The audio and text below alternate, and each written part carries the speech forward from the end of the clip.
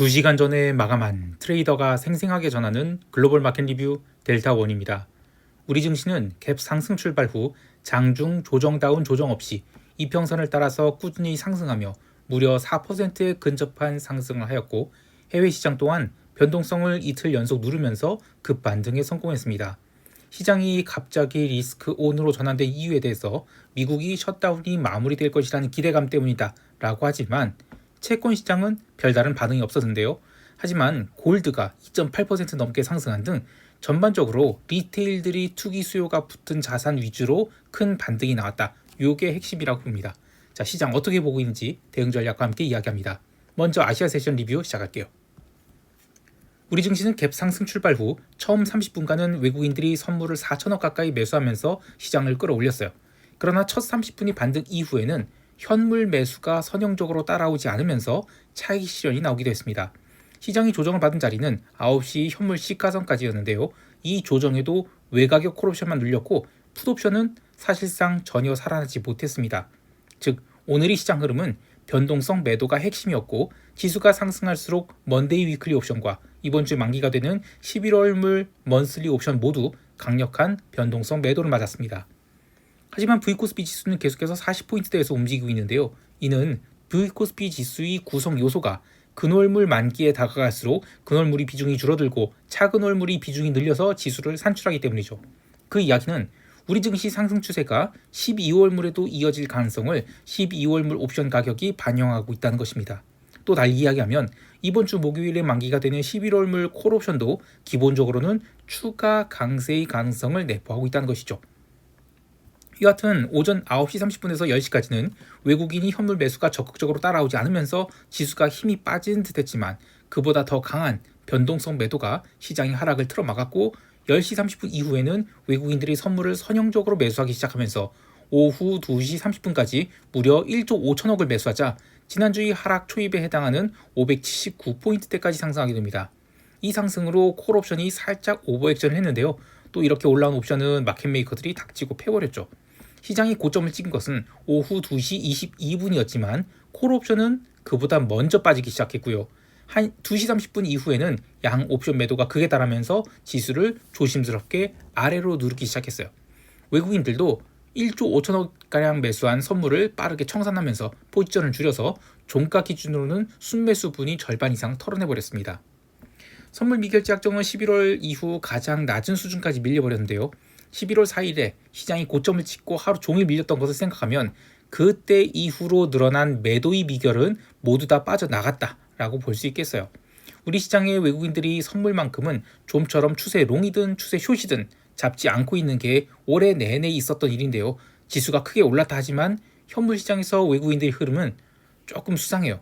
외국인들이 삼성전자 매수가 고작 1,100억밖에 안 들어온 거, 그리고 SK하이닉스 매도가 1,800억 정도만 나온 것 등 우리 시장에서 이제 현물도 소극적으로 대응하는 게 아닌가 싶습니다. 그렇다면 오늘 시장 상승이 주된 동기는 무엇이었을까를 생각해보면 외국인들이 강력한 선물 매수와 변동성 매도 때문이다 라고 보는데요. 해외 시장이 변동성이 또 하락했죠. 그래서 우리 증시는 하루 더 오버슈팅이 나올 수 있겠다 싶습니다. 물론 위클리 옵션을 575포인트대에서 피닝 결제하기 위해서 과도하게 양 옵션을 누른 감이 있긴 하죠. 그래서 만기가 사흘 남은 먼슬리 옵션이 합이 아직도 ATM 합이 16포인트나 돼요. 그러면 시장은 또 오를 수 있다는 것이죠. 그러나 오른다 하더라도 계속 고점 돌파해서 종가 고가, 이것보다는 특정 배리어에서 멈춘 다음에 양쪽 옵션을 누르는 그런 형태로 마감될 가능성이 높습니다. 옵션 시장에서 그 마켓메이커들이 먼슬리 옵션에 대해서 상단 배리어를 다시 590포인트로 잡고 하단 배리어는 560포인트로 맞춰서 양쪽을 조여가려 하거든요. 지수가 워낙 강하게 상승하다 보니 월요일은 소극적으로 조이기를 했지만 여전히 등가 양합이 높아요. 그래서 화요일부터는 적극적으로 양 옵션 발행에 나서게 될 것 같아요. 한편 12월물 옵션은 캘린더 롱 스프레드를 잡기 적절할 정도로 옵션 가격이 부풀기 시작했어요. 근월물이 됐든 다음 주 월요일 만기 위클리 옵션이 됐든 잔존일이 짧은 옵션을 매도하고 잔존일이 긴 옵션을 매수한 전략이 이번 주 만기까지 이어질 것 같아요. 즉 12월물이 옵션의 가격은 쉽게 빠지지 않는다는 것이고, 달리 말하면 지수의 상승 추세가 쉽게 꺾이지 않을 것임을 옵션 가격이 반영하고 있다라고 볼 수 있겠어요. 자, 이제 유럽 세션 넘어갈게요. 유럽 증시는 갭 상승 출발하였으나 처음 1시간 동안은 방향성을 잡지 못하고 약간 눌리기까지 했습니다. 그러나 이후 변동성 매도가 시작되면서 지수는 상승세로 돌았고요. 장중 상승과 눌림을 반복하면서 지그재그 상승한 뒤 미국 세션 마감 무렵에는 종가 고가의 스퀴즈로 마감하게 됩니다.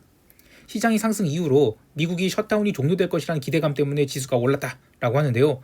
참 유럽은 줏대도 없지. 미국 시장 따라서 계속 지금 패시브 흐름만 보이고 있어요. 그래도 개별 종목을 보면 자동차 업종, 방산 업종 그걸 필두로 대부분의 종목들이 인덱스 매수에 힘입어서 상승했어요. 지수가 순식간에 박스 상단에 도달하면서 변동성은 18포인트 초반까지 내려갔는데요. 이는 10월 마지막 주에 기록한 변동성 저점에 바짝 다가간 것입니다.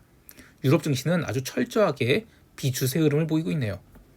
한편 채권 시장은 아시아 세션이 전자거래가 시작되면서 갭 다운 출발을 했고요. 유럽 세션과 미국 세션 초반에 걸쳐 반등 시도가 있었긴 했지만 의미 있는 반등을 하진 못했어요. 채권 시장은 지난주의 박스에서 벗어나지 못하면서 아주 좁은 박스 내에서 움직였는데 그럼에도 불구하고 채권 변동성 지수인 무브 인덱스는 또 올랐어요. 그래서 78.86포인트까지 상승했습니다.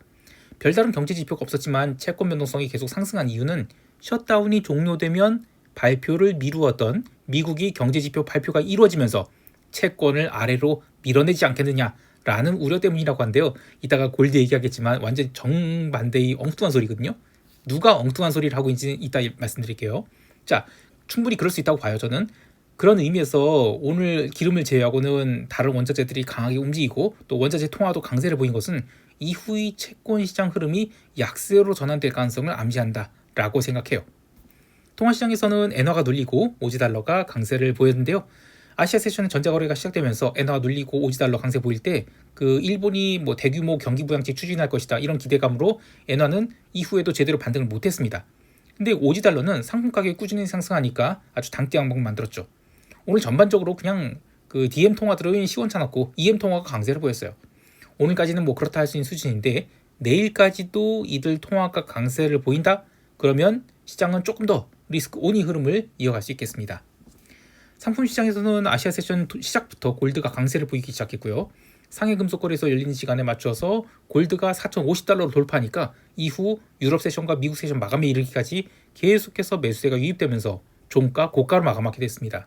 무려 2.8% 상승이 나왔는데요. 가격이 몇 퍼센트 올랐다가 중요한 게 아니라 골드가 상승할 때 변동성도 함께 올랐다는 것이 핵심이에요. 오늘 골드 변동성인 GVG 인덱스는 무려 14.64% 상승한 23.34포인트까지 장대 양봉을 그리며 종가 고가로 마감했는데요. 지난주 골드 변동성을 좀 과도하게 눌렀다는 인식 때문인지 커버링이 좀 강하게 나온 것 같아요. 근데 재미있는 것은 골드의 상승에 대해서 아까 얘기한 대로 미국이 경제 지표가 이제 나올 텐데 안 좋게 나올 것이다. 그래서 금리 인하 기대를 한다면서 골드가 상승했다고 해요. 이거 완전히 채권 시장과 정반대죠. 근데 냉정하게 말하면 있어 보이게 말하는 게 아니지만 그냥 골드가 오른 거는 투기 매수세 때문에 오른 거예요. 저는 그렇게 봐요. 그래서 지난주에 이제 과하게 누른 것을 4,000달러를 여러 번 지지받으면서 이제는 이번 주 월요일은 반등 나오겠다. 그래서 매수가 들어온 것이지 경제 지표가 안 좋게 나올 것 같아서 금리 인하 기대?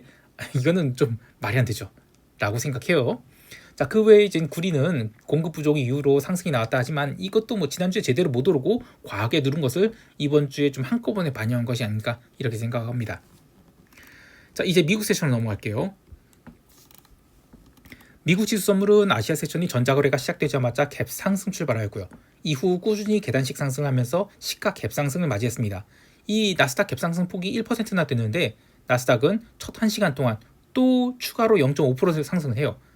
사실 이때 상승이 거의 스퀴즈와 같은 상승이라서 이게 30분 동안 오른 다음에 꺾인다. 그러면 고점 잘 만드는 거거든요. 그래서 이젠 30분째 꺾일 줄 알았는데 거기서 또 30분 더 올라가요. 그래서 이제 1시간 동안 상승하고 나서 시장이 뒤집히면서 시가상승마저 깨고 또 유럽 세션에서 기록한 저가마저 깨고 내려갑니다. 이때 하락한 이유가 트럼프가 미국 국민 1인당 2,000달러를 지급하겠다는 이야기를 재확인하면서 그런데 뭔 돈으로? 라는 불안감 때문에 하락이 나왔다라고 해요. 근데 이 하락의 변동성이 살아나진 않았어요. 그래서 그냥 18포인트 중반까지 눌린 변동성을 고려하면 장 초반에 1.5% 상승은 좀 너무 빨리 상승이 나왔다. 이런 인식으로 시장에서 차익 실현을 맞았다. 그렇게 보고 있어요. 자, 그렇게 유럽 세션 마감까지 시장을 누른 다음 지수는 새벽 2시경 상승 반전하게 됐고요. 이후 점심시간이 지나서도 계속해서 변동성 매도가 들어오자 지수는 장 마감 10분 전까지 사실상 스트레이트 상승을 하게 됩니다. 시장이 상승을 이끈 것은 특별히 어떤 업종이 있었던 것은 아니고 나스닥 중심으로 인덱스 매수가 들어온 것으로 보고 있는데요. 그래도 굳이 이야기하자면 리테일이 콜옵션 매수가 가장 많이 몰려있던 엔비디아가 5.79% 상승하고 팔란티어가 8.8% 상승하는 등 AI 관련주 중심의 상승이 시장을 끌고 올라갔다라고 보고 있어요. 팔란티어는 시총 14위까지 밀렸다가 다시 11위까지 올라왔는데요. 주요 기술주들이 지난주 매도 평균 단가를 대부분 뛰어넘는 상승이 나온지라 시장이 의미있게 하락 전환되려면 그래도 한 이틀 정도는 더 걸리지 않나 싶습니다. 개별 종목을 좀 더 보면 마이크론이 역사적 고점 갱신하면서 6% 넘게 상승했는데요. 이는 우리 증시에 삼성전자가 매수가 더 들어올 수 있는 신호이기도 합니다. 시장이 매우 거칠게 움직이고 있지만 중요한 기술적인 포인트에서 반등이 강하게 나온 것은 그만큼 수급이 굉장히 강하다라고 볼 수 있겠어요. 그런데 MSTR은 어제 오른 부분을 일부 빼는 등 힘이 약한 모습을 보였는데요. 실물금이 올라갈 때 가상자산 관련 주식이 제대로 못 오른다는 것은 올 하반기 아주 중요한 변화이죠. 그래서 가상자산은 연말로 갈수록 매도의 압력에 시달릴 것으로 보고 있어요. 그 외에 JP모건이 바스켓 매수에 힘입어서 신고가 갱신했는데요. 오전장은 기름 주식 약세로 다우지수가 눌렸으나 오후장에 변동성 매도와 인덱스 매수가 함께 들어오면서 다우지수 종목들을 고르게 끌어오른 것이지 특별히 금융주 전체가 좋지는 않았습니다. 변동성이 이 거래일 만에 무려 15% 넘게 빠지면서 최근 2주간이 변동성 저점권에 도달했고 이렇게 되면 시장이 변동성이 살아나려면 최소한 하루나 이틀 정도 더 필요하다라고 보고 있어요. 시장이 추가 상승할 수도 있겠지만 그보다는 흔들기를 하면서 누울 가능성이 높다라고 보는데요. 변동성이 눌린 만큼 지수보다는 다른 변동성이 큰 종목들, 예를 들면 골드에 대해서 일중 매매를 하고 나머지는 매매를 최대한 자제하는 것이 좋겠습니다. 자, 이제 시장 총평하면서 대응 전략 이야기할게요. 우리 증시는 야간 선물이 상승분 이상으로 시장이 오버액션을 할 수 있다라고 보고 있습니다만 변동성이 하락분을 반영한 수준, 즉 선물 기준 590에서 592 수준에서 상승이 제한될 것으로 보고 있습니다. 대신 시간상으로는 오전장 9시 30분에서 10시 30분까지를 첫 번째 타임프레임 보고 있는데 이 해당 타임프레임이 완성되기 전까지는 그래도 일중 매수세가 이어질 것으로 보고 있어요. 시장이 하락 전환된다 하더라도 낙폭은 얼마 되지 않을 것 같은데요. 만기가 사흘 남은 11월물 옵션에 마켓메이커들이 공격적인 복수전을 시작할 것으로 보기 때문에 지수의 하락은 아무리 많아봤자 562에서 565선에서 저지될 가능성을 보고 있습니다. 오늘 일중 고점과 저점이 만들어지게 되면 해당 위치에서의 근월물 변동성 변화를 보고자 하는데요. 지수가 고점을 만들고 옆으로 누울 때 콜옵션 미결제 약정이 늘어나면서 변동성이 줄어든다면 오후의 지수 하락은 풋옵션 매도의 찬스가 될 것이라고 보고 있어요.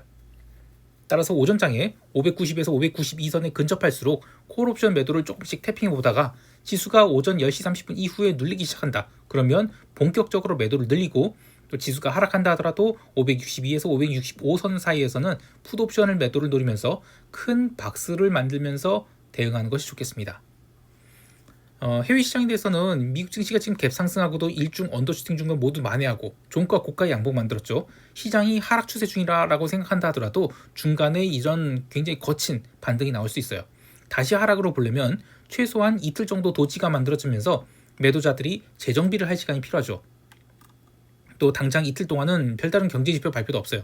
그래서 숏을 보려는 분들은 두 박자 정도 쉬었다가 대응하는 것이 좋겠고요. 상승을 보는 분들 또한 일중 거래로 롱 포지션을 잡고 막 밀기보다는 이익 실현을 계속 해가면서 양봉 도치 정도를 목표로 일정 수준 이상에서는 매수하지 않고 최대한 유리한 가격에서만 롱을 잡겠다는 마인드로 대응하는 것이 좋겠어요. 한편 이 골드가 하루 만에 $120 상승이 나왔죠. 현재의 변동성을 고려하면 $120 상승은 많이 과합니다. 기준점을 찾을 수 있는 것은 10월 13일 월요일이 일중 흐름인데요. 이날 $130의 일중 진폭이 나왔지만 변동성은 어제보다 훨씬 더 높은 25포인트대를 기록했어요. 그렇다고 해서 바로 골드를 매도하자 그런 뜻은 아니고요. 여기서 또 오버액션 나온다? 그러면 단기 매도 관점으로 대응할 수 있겠다는 것이에요. 변동성 자체가 높아졌기 때문에 상승도 크게 나오겠지만 상승이 좌절될 경우 빠른 눌림도 가능해 보이는데요. 그렇다 하더라도 골드를 다시 $4,000 이하로 밀어낼 가능성은 아주 낮아 보입니다. 그래서 4,080에서 4,180달러 선에서 새로 레벨업 시도를 하다가 좌절되기를 반복하는, 그러니까 윗꼬리를 달지만 어쨌든 양봉 혹은 1% 내외의 작은 양봉을 기대해 보고요. 장중 골드 변동성 움직임을 좀 확인해야 되는데, 골드가 상승할 때 골드 변동성이 오른다? 그러면 4,180달러까지 열어두는 게 좋겠고요. 골드가 상승할 때 변동성 얼마 안 오른다? 그럼 한 4,150달러 선에서 저항을 받고 작은 눌림이 나오는 그런 장세를 생각해 보겠습니다. 마지막으로 시황이 스크립트를 한국 시장 개장 전에 일찍 보기를 원하시는 분들은 네이버에서 델타원 글로벌 검색하셔서 네이버 프리미엄 콘텐츠 가입하시면 시황 스크립트를 한국 시장 개장 전에 텔레그램 메신저 혹은 네이버로 받아보실 수 있어요. 많은 가입 바랍니다. 자, 오늘 하루도 성공 투자하시길 바라고요. 이상 델타원이었습니다. 감사합니다.